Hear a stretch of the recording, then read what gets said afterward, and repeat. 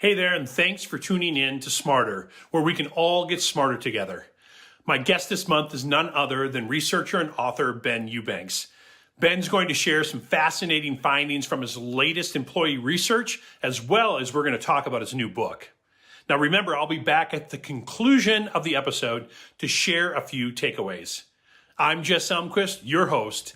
Let's get smarter together.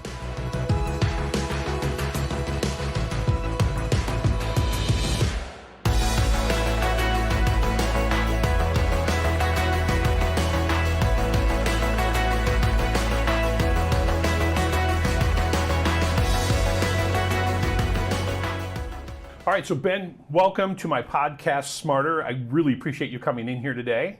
Absolutely. Glad to be here. Good to finally meet you in person, too. It's been a blast. I know. Our conversations over the phone never do it justice, so it's great to be in the same room talking about the things that we care about, and I know that our listeners care about as well, so I appreciate it. And you've been in this space a long time, and so why don't we do this? Let's start by kind of having you introduce yourself a little bit. I'm sure a lot of people that are listening know who you are, but those who don't, I'd love them to get context of why you're in this business, what you do. Okay, absolutely. So I could go way back. Like, I wanted to be in HR when I was a kid. I didn't know what it was called yet, right? That's a story for another time probably. But right now I'm the Chief Research Officer for Lighthouse Research and Advisory. So I spend my days trying to uncover the tools, the technologies, the strategies that employers are using to support the most important asset in the business, which is the people. And so I get the thrill, the privilege, the opportunity to see the amazing tools that are out there, the systems, the software, but also I get a chance to do a lot of research. I'll probably bring some of that in the conversation today because I get to talk to different candidates, different workforce respondents, different employers about how are you facing the challenges that are going on, what are your biggest priorities right now, all that kind of stuff. So that's how I spend my days. I've written a couple books. Artificial Intelligence for HR was my first one. And we're going to talk about that in a little bit today, for sure. I can imagine that's probably relevant to the work that you're doing. Yep. And then the newest book, Talent Scarcity, which is around the biggest problem that I've had employers to ask me in the last couple of years is where are all the good people? So after you hear that once or twice, you're like, okay, interesting. When I heard it the 15th time, I said, I've got to write a book on this and figure it out. So that's been the journey for the last little while. Yeah, so we call this podcast Smarter because we believe that we can all get smarter together. Absolutely. So this is about synergy and finding those connections, especially for people that are practitioners, that are in the trench every day, supporting and helping their companies do what they need to do. And you're right, we know that talent is the core to any company's success. So I love that. And so you have a podcast called We're Only Human. Talk to me a little bit about the origination of that title, because that actually seems to fit right inside of your research and what you wanted to be when you grew up. Yes. So when I decided to run a podcast, I'd heard a lot of other ones and found the things that I liked about them and things that I didn't like so much. And I really wanted to have conversations with other leaders and share that with the broader world, just like you're talking about here, right, with Smarter. I realized I'm having these amazing discussions with people. Like, I would talk to you on the phone, and that would happen in this little bubble, and no one else would get the benefit of, we come up with some crazy new idea that can help everybody. Yeah. Right. So that's why I wanted to have the podcast, because I could dive into those kind of discussions and really explore those concepts and ideas in a more public fashion, and everybody else gets the benefit of that. Right. Yeah. We are only human. We all make mistakes. We all screw things up. We all have a chance to get smarter and learn more. Yeah. So, yeah, the idea that podcasts create access, right? Yes. And so now we're not just having these singular conversations, we can have them for the benefit of a larger group. Mm-hmm. So yeah, certainly I think your podcast and Smarter have that correlation for sure. So, okay, so researcher, I mean, you're out there, you're looking at data, you're talking to tons of people because that's your full-time gig. Yes. And that's a blessing and a benefit. So I'm going to ask the big question first. In 2023, what are those 3, 4, maybe even 5 big trends that you think that if you're an HR practitioner sitting in their office, working with their people every day, they may miss the forest for the tree sometimes? What are those big things if I take the lens out and I go, okay, what are we thinking about this year? What should we know about so that we're not surprised around the corner in 2 years? Goodness. So we can go in a lot of directions with that. I'm fine with that.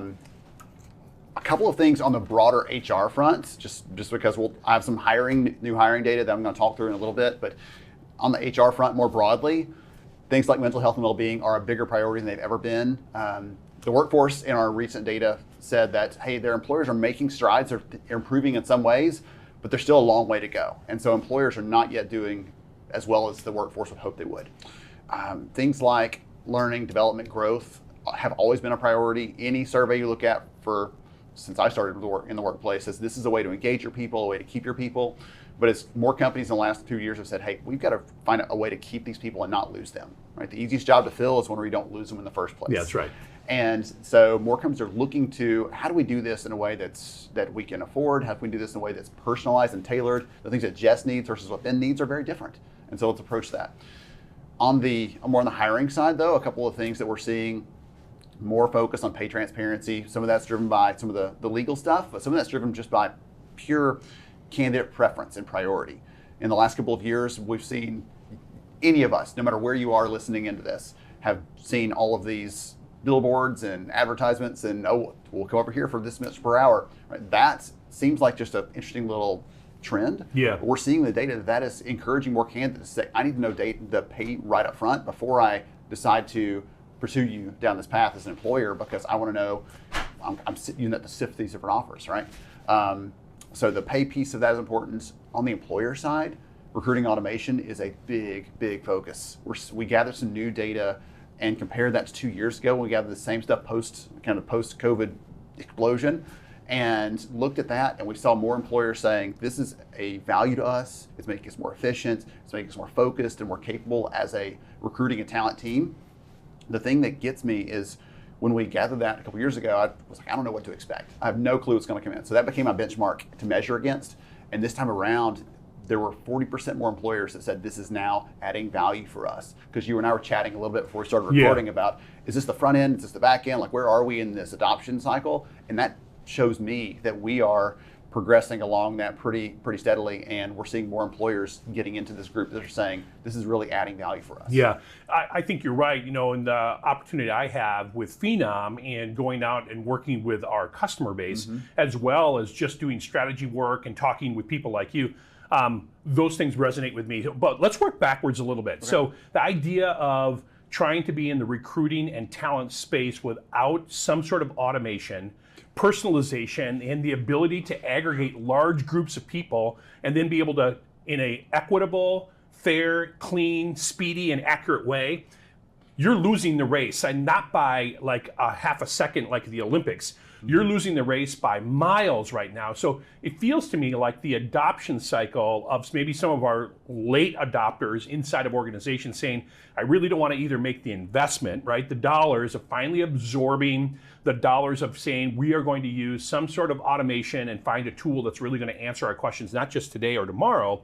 The dollars are always those things that make us hesitate. Certainly, and in HR, to invest there is hard for a lot of organizations, especially for the groups that are outside of HR looking in. They can sometimes miss, again, that piece, right? And then the other piece, though, too, is it's just kind of scary, right? The idea of letting go and allowing technology to do some of that work. And so I do feel like, though, that people that maybe have resisted are going, wait a second here, I can't even see the starting line, let alone where that finish line is, and I don't even know if there's a finish line for sure, but do you feel like those are two big levers? It's the dollars and cents, and then it's the adoption, just psychologically, of saying, I'm going to change the way that I do my work, the change management piece. For sure. So when I speak on the topic and really explore this with employers that are brand new to this topic, I've done a lot of that education since the first book came out. One of the things that I realized pretty quickly is I've got to make this very simple. It can't be about the technology and all the software. I've got to make it about use cases. What problems does it solve? Do you have this issue? Okay, let's talk about that. Sometimes the answer is you just need one more person on your team and you're good to go. Yeah. But sometimes the answer is, well, guess what? You could add 10 more people and you still wouldn't be as effective, as quick, as all the adjectives you threw in there a minute ago. Right. We couldn't do all of those things with raw human power, and we probably shouldn't try to. Yeah. There's actually a really fun thing in the data, the AI science. Again, not an AI scientist, just had to dig really far into it to understand it for the book. There's a really interesting concept called Moravec's paradox, and it says that humans are really great at certain things and terrible at others. Look at my high school calculus grades, and you'll know which things I'm not great at. But computers can do that really well because it's rules-based. There's logic. There's a right answer and a wrong answer. Right? A lot of the things that we do in hiring are not that clean-cut. Right? There's lots of answers. There's 50,000 variables, not just 3 variables. All those things, that complexity means that there needs to be a human in the mix somewhere. But we probably shouldn't be trying to do every single piece of it ourselves because we're not designed for that. Our brains can't process that much information. We can't understand and comprehend all those things all at once. So let's let that system make the first cut of the information. Let us come in and figure out, okay, now let's understand this piece beyond that. Yeah, and you see as even some of the generative AI comes out with Microsoft and Google and whatnot, they're talking about it being an assistant, right? And so that idea of let it assist us where we actually fall down or we need to be working 24 hours a day, 7 days a week, and we can't do that, so that we can elevate what we're doing and hyper focus on the things that we're passionate about in this people business makes a lot of sense, which then leads me back to the other point that you made around learning and development. I'm a learning and development guy. That's kind of where I came from and cut my teeth. And I believe that it's almost education first. So when I'm thinking about a company and I'm thinking about the organization and setting them up for success, hire the right people for the roles, right? The right motivational fits, the right, competency fits. But more than that, give them the opportunity, if they have the aptitude, to grow by learning and development, right? And so, but we're connecting something you said earlier of if there's not enough talent out in the marketplace for some of those skilled roles, if you find someone, one of the keys to holding on to them is helping them develop. Yes. Is there direct, have you seen that in your research? And I know this feels like kind of the basics of HR, but a lot of organizations miss that connection point. I got a great person, now just do your great stuff. Instead of, here's a great person, now how we're gonna add to them so they're so loyal and so committed to what we're doing because we're committed to them. People are missing that. Why do you think that is? And am I getting it right? And then why do you think that is that companies are missing that commitment? So yes, that is absolutely true. And we see in the data that candidates tell us, 2 out of 3 candidates say, I want to be evaluated not just on my skills today, but on my potential for the future. Look at me for what I can be, not just what I am right now. And I think that's a really great message for anyone listening in to say, okay, how can we do this more carefully, right? How can we do this more intentionally throughout the hiring process, every potential person we're talking to? Because otherwise you're saying, okay, you're a great fit, great, wonderful. Let's just hope that they stick around long enough for us to ROI on this person we've hired in. Exactly. And that's never worked, right? People are not willing to do that anymore, especially. And so if we're going to be keeping our people, if we're going to be connecting with them and developing them, we have to help them see what that career path looks like at our company. If we do not help paint that picture for this, and by the way, this for anyone listening in who's in the HR seat, guess what? We can't do this ourselves. Our hiring managers, our leaders have to come alongside us. Yeah. But if we're not painting a picture of what Jess's future looks like, then when the recruiter calls in the competition, they're going to paint a picture that has nothing to compete with in your head, right? And you're going to say, oh, well, this suddenly, I was okay 5 minutes ago, and now I'm not. And that's the problem we have is we may be doing everything right, but there are other external variables that can come in that suddenly tip that over. Yeah, I'm calling it the new talent economy because you talk about transparency as another trend as well. Mm-hmm. We see that our Gen Z population, and then we have Gen Alpha coming up right behind, right? That's going to be working. The expectation around transparency, the expectation that, Ben, you've hired me, but I'm already looking over your shoulder to the next opportunity at the company from day one. I think different generations that have worked beforehand would say, well, no way, I don't want that to be the case. You need to put your head down, do this job for like 2, 3, maybe 4 years, then we'll talk about what's next. That idea is completely blown out of the water, but I don't think organizations have caught up with that yet. Does that ring true for you? Yes, so one of the things, bringing the age piece up, so when we look at ghosting data, all right, I'll bring it back around. When we look at the ghosting data, the 2 of the top 3 reasons that candidates say they ghost employers come down to speed, right? The hiring process took too long, or I got another offer that beat you to the punch. Those 2 things come down to speed. What we find that's really interesting is candidates who are 25 or younger are twice as likely as those that are 45 or older to have that low tolerance for something that drags on and on and on. Even though we have a great justification for it, if we're not explaining that justification to them, or they don't understand how that applies to them or benefits them, they're out. Yep. And we are missing the boat there. So employers have to think shorter cycle times, how can we iterate on this? It can't just be this long thing that's worked for a long time because it's not going to work in the future. Yeah, and I think you're right. I mean, this idea of, hey, I've got you in now, but let's talk about what's next for you, right? Yes. Not only the opportunity for another job or another job fit, and again, automation can help that person see the future and around the corner really easy. Oh, I'm in this job today. I see that I actually could be a fit for this job tomorrow. Here's the learning and development that's sitting here for me to either opt in or it's assigned. Mm-hmm. And you're doing that at speed, at levels that people couldn't before. So again, that technology baseline, again, is I think something that's really important. And it's not a judgment piece, but it's how do you think you help leaders? And we're going to talk about leadership next, because I think, to me, leadership is the crux to all of this still today. Technology without leaders that can speak into the data and help inspire someone to see what they could potentially do without that leader in their life is so important. How do we help leaders not get frustrated with this new demand of speed, this new demand of transparency? It feels like you're letting go of your leadership, like almost your leadership reins. Well, I don't want to tell you that because that's my information. And that just seems so contrary to kind of how the world is opening up. Yes. So I actually heard one of my good friends recently at an event. We were co-presenting to a group of HR leaders, and she said, "Okay, when a new hire joins the company, do they have to earn trust, or is it given?" It's great. And we talked about that a little bit because there were people in the group that said, "No, it needs to be earned." We said, "Well, didn't they earn it by going through this process? Isn't that about establishing trust? Like, you are the right person for us. We think we can bring you in." If that's not what that's about, then what is it about? Yeah, that's right. And so we talked about the importance of that piece, and that's where it comes from. Transparency is interlinked with trust. There's a lot of data that show that the higher the transparency is, the more the trust there is. We had a really interesting study last year on frontline workers. We found that when they have a leader, to bring it back to this, when they have a leader that they feel supports them and enables them to do their best work, they are much more likely to rank the company, not the leader, but the company, on high levels of transparency and trust.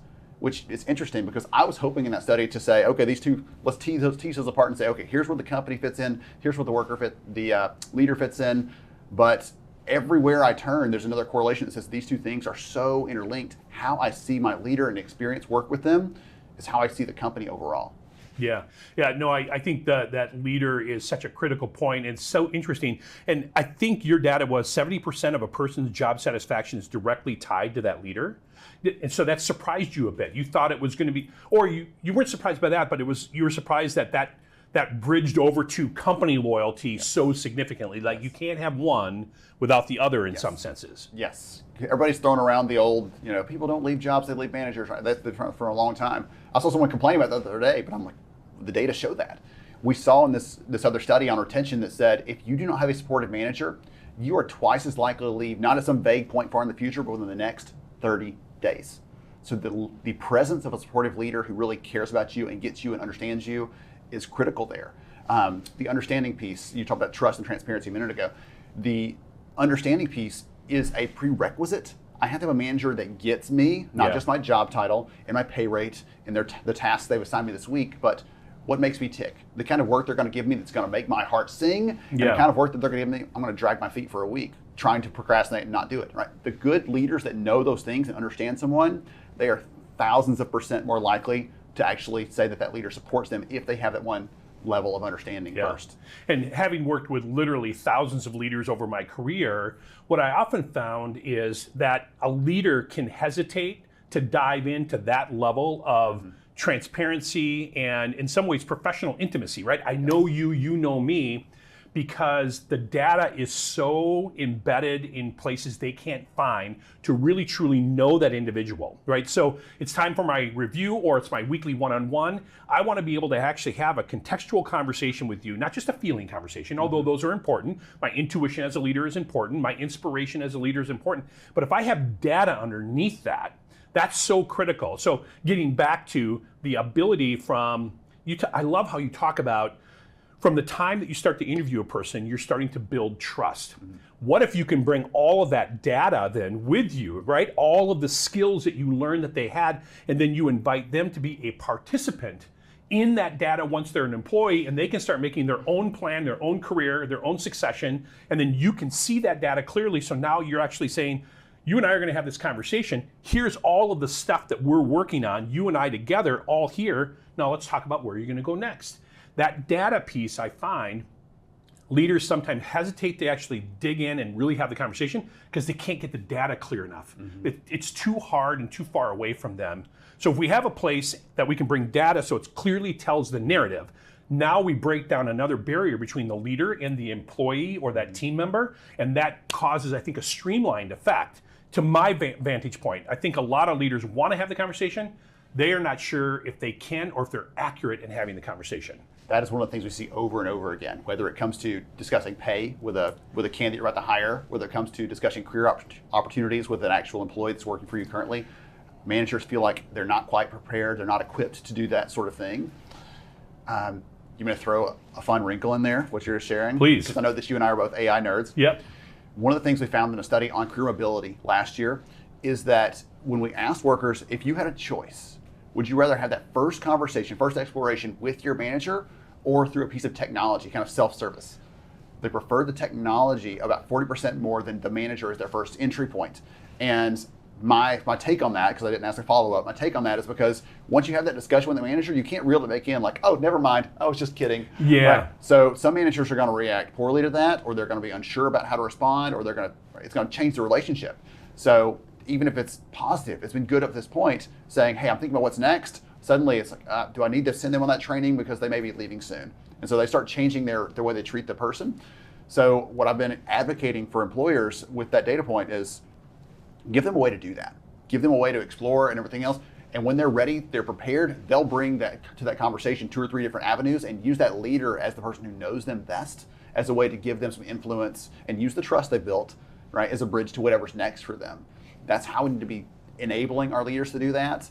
And unfortunately, a lot of companies they leave it up to chance. They hope that leader's able to do that. And we're seeing the data over and over again as they're telling us, I'm not ready for this. Like, people are expecting so much more out of me than I'm really able to give. I was just a great performer and they promoted me, and now suddenly, what is all this people stuff? I don't get it. Right. Yeah, no, I think that's right. And as a practitioner of HR and human capital and talent, what I found is that I was actually ushered into technology because I had to get there, right? And then became intrigued. And it's the same way, I think, as a passionate a people person, right? A passionate person that wants to help other people be the best version of themselves. I think that's why HR people are in the business a lot, is I was actually then compelled to dive into AI because I saw the wisdom in it. Right, that there was this kind of foundational piece that was going to break open some of the frustration points that I've had. So doing it the old way and running into the same old walls rather than breaking down the walls or building doors in the walls didn't make sense to me, right? And so the message to CHROs to me, because I often find that our talent executives, our internal talent and career planning executives find that when they're going upstream to look for the time, talent, treasure to be able to invest in these types of things, there are senior leaders that just don't get it. And I think CHROs especially need to put their hand inside of that technology world and truly understand what's at stake by not jumping in. Because although I'm at Phenom, I came to Phenom as a customer. And I felt compelled to get into this world and became kind of that AI nerd because I realized, I need to understand it because vocationally, it's an imperative for me to be successful in the next 10 or 15 years of my career. That's what we're seeing across the board, by the way. Surveys about compensation, about recruiting, about learning, about other pieces of HR technology. Over and over again, I'm seeing these responses that indicate to me that the leaders out there who are executive, top level, who are making a lot of the key decisions are saying these tools are no longer just a nice to have.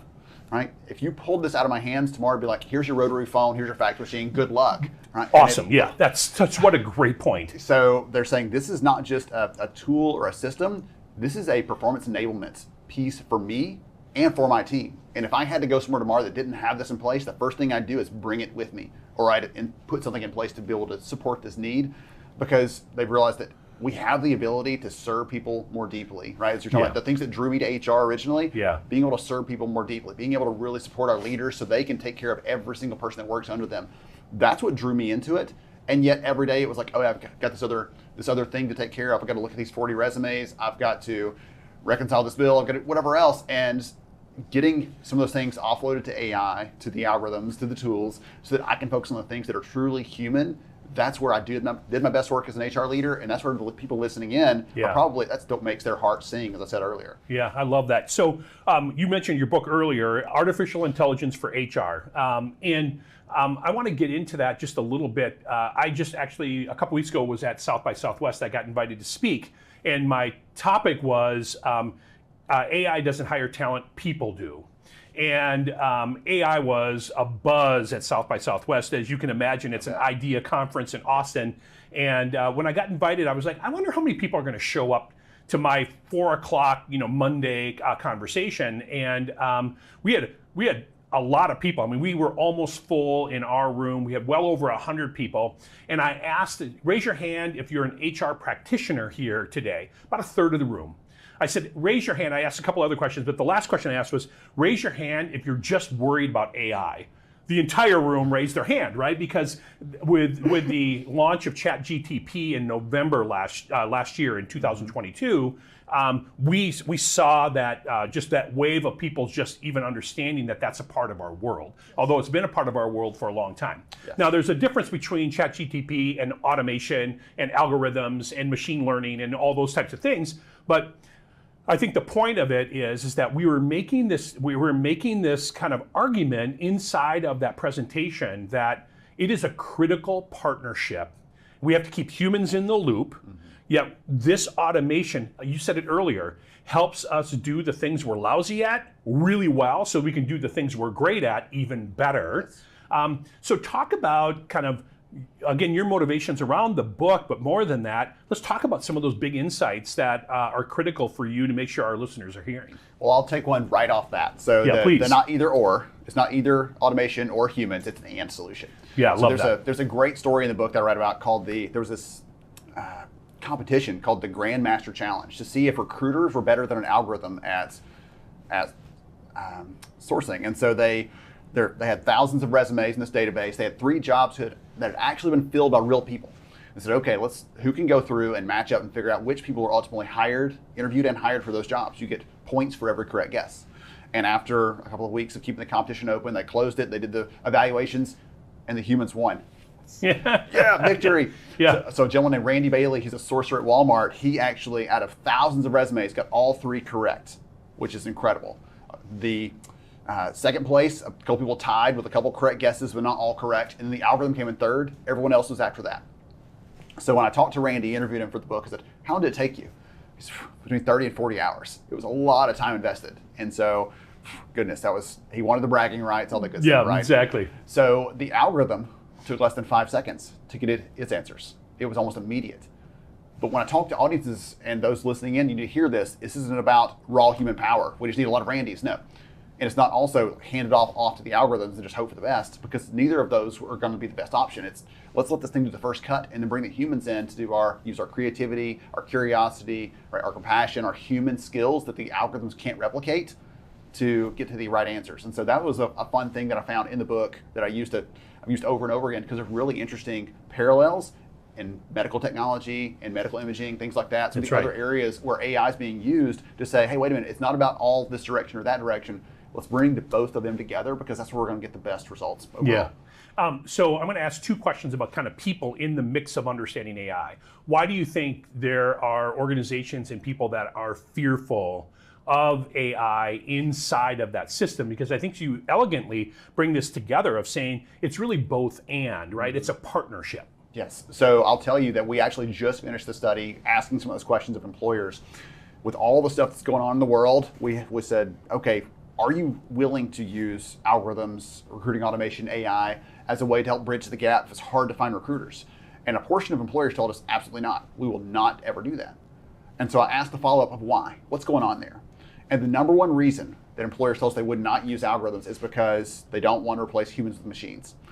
I don't know if that's even a real answer, okay? But I don't think that's any employers out there saying, you know what we really should do? We should replace every single person on a recruiting team with a machine. No one's saying that, okay? Parts of it absolutely should be automated, right? No one in their right mind wants to sit there and schedule 400 interviews and make the calendars aligned. Like, no one wants to do those things. Let's give some of those things off. But the second and third reason were really interesting to me. Things like, we don't want to hurt our employer brand or candidate experience, or it's not ready for common tasks. Well, guess what? Those are problems with the junior recruiter too. And yet we let those junior recruiters out into the wild, like, let's hope things work out here. Yeah. So the problems people are concerned about when it comes to AI also are problems that we have with people. So we can't just say, oh, I'll never do that because it's an algorithm or because it's a machine, because that's not going to fly. Yeah. The last reason, which I thought would be the first reason, honestly, the last reason was the legality. We're not sure what's going on there. Right? New York's doing some different stuff around the legality of AI and trying to make some rulings on that. The EEOC is trying to look at that. So those things are fitting into it, but that was the last reason in the list. So there's a couple things, excuses, reasons, whatever you want to call them, for employers saying we're going to hold back on this. But most of them, I'm finding, actually looking at the data, are not things that they should be holding on to. There probably are some reasons they would lean back, but these aren't the ones. Well, let's talk about that a little bit, though. We talked earlier about kind of this idea of people adopting the technology and reasons why they're not doing it. Yes. And so I think there is an element where there's going to be such a sense of urgency to have to get on the bus that if you're not getting there and you're not doing the due diligence, you're really going to be behind. But there's a big hesitancy in the marketplace still today. Maybe dive into that just a little bit more. Goodness. The way that I position it for employers. So if you're listening into this and you're one of those in that boat that says, I'm not sure, I'm holding off, I'm going to wait and see, essentially. If you're one of those employers, I liken them to Blockbuster, essentially, right? In the Netflix arms race years ago, because Blockbuster said, well, we're not ready for that. We're going to hold off. We're not. And by the time they decided it was time to go all in, it was too late. You can't run twice as fast. People can't change twice as much, right? There's a physical limit. Not just a mental limit, a physical limit to how much change people can adopt. Yeah. If you decide, I'm going to wait, by the time you decide to go all in, you can't just suddenly tomorrow tell all your people to run twice as fast or 10 times as fast to try to catch up to everyone else who's out there. And that's one of the ways that I try to position it is we can't, if you want to keep holding off and waiting to see, you are putting a lot of things at risk, not just your reputation or not just the ability for your company to hire people, but ultimately long term, as we've seen in the last couple of years, being able to hire the right talent and keep them on board either makes the company succeed or not. Yeah. It limits your ability to operate and function as a business. Yeah. And that's the problem they're going to start running into at some point. Yeah. You actually used an example earlier around, using AI in the medical field and be able to actually speed up and be able to make kind of decisions that are really important. I've read some things, I like your perspective on it. I've read some things about the fact that there's a counterpoint to that as well, that we need to make sure that doctors still have the ability and don't lean on the AI too much, right? And so how do you make sure that they're questioning the outcomes of the tool just as much as kind of the flip? We've been talking a lot about us controlling the AI, but also we have a mentality as human beings that we sometimes will get a little bit lax and go, well, I'll just trust that and stop the logic around really making decisions around the information and then being able to use that amazing human capability that we talk about that AI cannot do in making decisions. Are we seeing that the same thing in human capital? Are we worried about that at all, that we just let the AI do it? So that is a natural human byproduct. Right? Sure. Our brains want to run on autopilot. They are geared to conserve energy. So whenever we feel like something is set, is simple, is not worrisome, we just ignore it, which can be a danger. It can so I tell the leaders when I have a chance to educate them on this, and I do so plenty in the book, like, you are the bias experts in the business. And so you've always got to have your flag up when you're looking at new technology, but also when there's a new feature, there's a new system, there's whatever else, you have to say, okay, how's it evaluating this? What are the signals it's considering? Like those kinds of things. Neither you nor I expect these people to be software engineers or data scientists. That's right. Okay, but you are the bias experts. And so when someone says, oh, well, this looks at the zip code someone's in, and we're using that, well, guess what? That could fall back to their socioeconomic status if we start to correlate the data. And so the algorithms can find creative ways around problems. We've got to make sure we have a provider that we're using that we can trust and is willing to have conversations. If they say, oh, we've got it taken care of, that's not enough. There's no black box here. You have to be able to break in to understand where the logic is starting from, right? If they can't give you some explanations, again, of the signals, what it's considering, what sort of factors are coming to this prediction, then someone else will, right? You got to find someone else that's going to make you help support that, because ultimately, at the end of the day, they may be in the headlines for a few weeks, but your company's going to be in a lot bigger trouble for a longer period of time if you're the one that just closes your eyes and hopes for the best in this. Yeah. And the leaders I listen to usually are not that kind of person. They've built a career because they are trustworthy, because they are attentive to detail, because they are focused on what matters in the bigger picture. So they're not usually the ones that just let their hands off the wheel. Yeah. But I would encourage you to go back to that. Just like as an example, in the last couple of years, I've had employers that I've said, hey, have you gone through your own candidate experience recently? Have you seen what that's like? Because if you haven't, probably good for a refresh. Yeah. You might find out that you're way behind. You thought you were up to speed, you're way behind. Yep. And the same kind of thing here. Go back through that, look at what that's like, try to explore it, right? Get some expert opinions on what's going on there, because you just want to make sure everything's above board and you're confident so you can sleep at night knowing the right decisions are being made. Yep. Yeah, I think the checks and balance is the critical piece. I love the fact that you mentioned the fact that you need to have a great partner that's actually bringing, again, that transparency we've talked about already to the system itself, so you understand why decisions and how decisions are being made.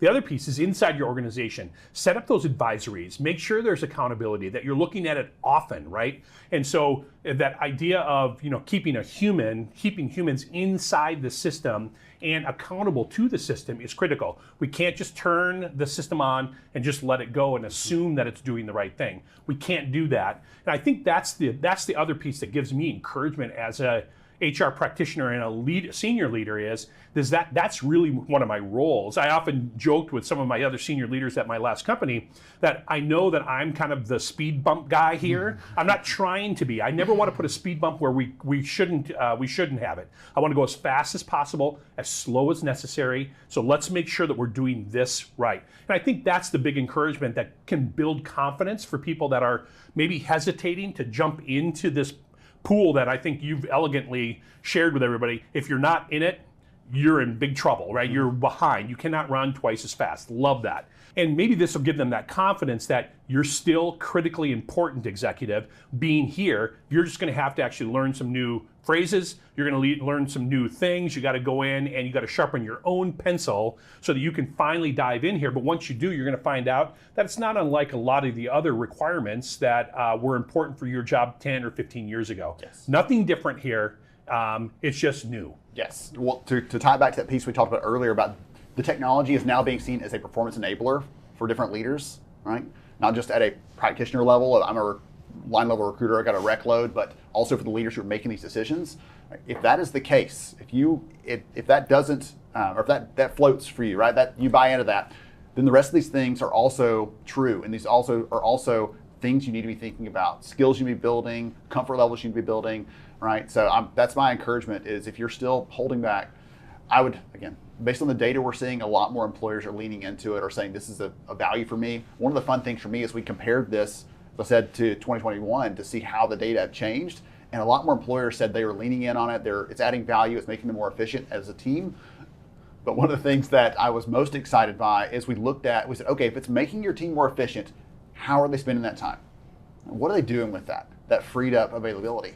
And 2 years ago, the number one was we're spending more time sourcing. Now we're spending more time building relationships, more time investing into our hiring managers, our leaders, our candidates, really connecting with them. Also, the one that excited me most probably, again, data nerd over here, is we saw focusing on the impact of our talent function on the business jump from 5th place to 3rd place. So more leaders are saying, now I'm able to actually show the impact we're having and prioritize that instead of it just being an afterthought or saying, let's go try to make these things work after the fact. We're actually prioritizing that as a part of how we're looking at the greater value we're bringing to the company. Yeah, I love that. So as we kind of close down our conversation, I think you and I could talk a long time on this topic alone. Yes. I really love the passion you bring to your insight gathering. And how do you keep energized? Like what is it that keeps you diving back in to this world and changing yourself, right? You probably weren't thinking about writing a book on AI and HR 10 years ago, but here you are writing it. What keeps you engaged? Why are you excited about this world and supporting the practitioners in it today? So when I left day-to-day HR in 2014, that was one of the commitments that I made. Is I'm going to keep grounded. I'm going to keep my finger on the pulse. I'm going to stay connected to that community because I still firmly believe that is the best possible job that there is. I love it. It makes my heart joyful when I get a chance to talk to and engage with and support the leaders in that space. And again, you have kind of wear that dual hat. If you're doing this, but you're also getting support and serve. And so you know what I mean when I talk about that. Anyone listening in, if you've had that thought like, oh man, I wonder what the answer to this question is, but I don't know the answer. I guess I'll just never know. I have the opportunity in the work that I do to find the answer to those questions, and that excites me. That is the thing that wakes me up at 2 o'clock in the morning making a scribble on the notepad next to the bed. Like that kind of stuff excites me so much because I get a chance to answer those questions most other people assume are never going to get an answer. You know, I think one of the reasons we're doing this program is that we all want to get smarter together. And as a researcher and a person who's pouring into this industry, that's certainly the truth for you. So I appreciate your time today. One last thing on an encouragement of how can we all get smarter together? What's the next thing that an HR practitioner should do if they're listening to this podcast and saying, okay, what do I do now? My company hasn't jumped into those waters yet, and I feel like I'm behind, or I'm thinking about leaving because I need new tools to be able to do this work, or my company is doing things, but I think there's things that we could be doing that we're just not open to. What's your encouragement? How do we all get smarter together? I think the key operative word there is together. You can't do it yourself. Get people around you. There's a great quote from Jim Rohn that says you're the average of the people you spend the most time with. Yeah. And if you're spending time with people who are saying, well, this is scary, this is dangerous, like we're going to hold back, right, there's wisdom in having counsel there, but there's also at some point where you say, hey, wait a minute, they're holding us back from being great, essentially. So get around some people, build the people around you that are going to help draw you forward, not hold you back. That would be my encouragement to anyone listening in here. Fantastic last thought. I appreciate it. Ben, great to have you here. Look forward to continuing to interact with you and hopefully, again, both you and I having a passion to impact the world of HR. I know that we can all do more when we work together. So thanks for the time today. Thank you, Jess. It's been a wonderful pleasure.